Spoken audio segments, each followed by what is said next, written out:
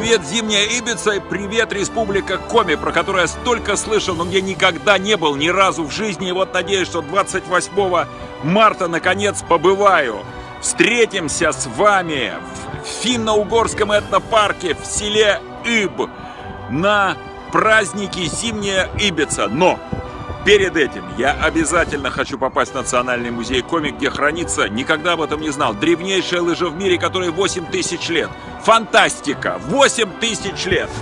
Встречаемся на Зимней Ибице, беседуем, делаем селфи, может быть, сыграем в саамский футбол, но только буду строг. Если вы никогда не были в Национальном музее и не видели древнейшую лыжу мира, лучше не подходите. Буду ругаться. До встречи 28-го. Пока.